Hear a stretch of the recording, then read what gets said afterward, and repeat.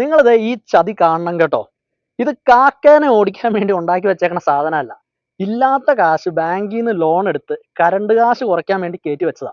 കാര്യം ഇത് വെച്ചേ പിന്നെ നമുക്ക് കറണ്ട് കാശ് ഏതാണ്ട് 320 രൂപയാണ് വന്നുകൊണ്ടിരുന്നത്. പക്ഷെ ഈ കഴിഞ്ഞ മാസം KSEB അഡീഷണൽ സെക്യൂരിറ്റി ഡിപ്പോസിറ്റ് എന്നും പറഞ്ഞ് 4000 ചില്ലാൻ രൂപയാണ് അധികം നമ്മുടെ അടുത്തുനിന്ന് ചാർജ് ചോദിച്ചത്.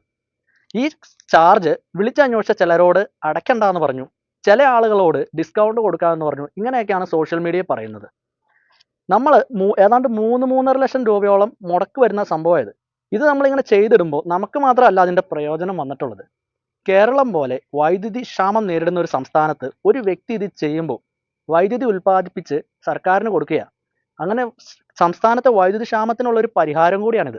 ഖജനാവിക്കാരും പൈസ ഉണ്ടാവില്ല, ഖജനാവി പൈസ ഇല്ലാന്നും പറഞ്ഞ് ഇങ്ങനെ ജനങ്ങളെ പിഴിയുന്ന നടപടികളിലോട്ട് പോകുന്നത് ശരിയാണെന്ന് തോന്നുന്നില്ല കേട്ടോ. ജനങ്ങൾക്ക് ഒരുപാട് പ്രതീക്ഷയുള്ള ഒരു സർക്കാരാണ്. അപ്പോൾ ആ ഒരു പ്രതീക്ഷയ്ക്കൊത്ത് നമ്മുടെ സർക്കാർ ഉയരണം.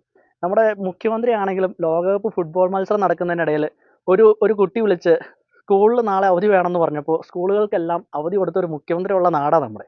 അപ്പോൾ നമ്മുടെ മുഖ്യമന്ത്രി ആണെങ്കിലും വകുപ്പ് മന്ത്രി ആണെങ്കിലും ബന്ധപ്പെട്ട ഉദ്യോഗസ്ഥരാണേലും ഇങ്ങനെയുള്ള കാര്യങ്ങൾക്ക് ഒരു പരിഹാരം ഉണ്ടാക്കാൻ നോക്കണം. അപ്പോൾ എനിക്ക് ഇതുമായി ബന്ധപ്പെട്ട ഉദ്യോഗസ്ഥരോട് പറയാനുള്ളത് എന്താണെന്ന് വെച്ച് കഴിഞ്ഞാൽ, നിങ്ങളൊരു കാര്യം മനസ്സിലാക്കണം.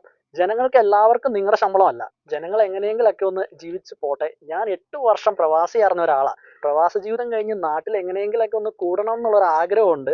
അന്നേരം ഇതുപോലത്തെ ബില്ലുകൾ കാണിച്ച് നമ്മളെ ഉടനെ വീണ്ടും പ്രവാസ ജീവിതത്തിലോട്ട് തള്ളിവിടരുത്. അപ്പോൾ എല്ലാവരും ഈ ഒരു പ്രശ്നം നേരിടുന്ന എല്ലാവരും നമ്മുടെ മുഖ്യമന്ത്രിയുടെയും വകുപ്പ് മന്ത്രിയുടെയും ഒക്കെ ശ്രദ്ധയിൽ ഈ വിഷയം എത്തുന്നത് വരെ വീഡിയോ ഒന്ന് ഷെയർ ചെയ്യണം. തീർച്ചയായിട്ടും പരിഹാരം ഉണ്ടാവുമെന്ന് വിശ്വസിക്കുന്നു.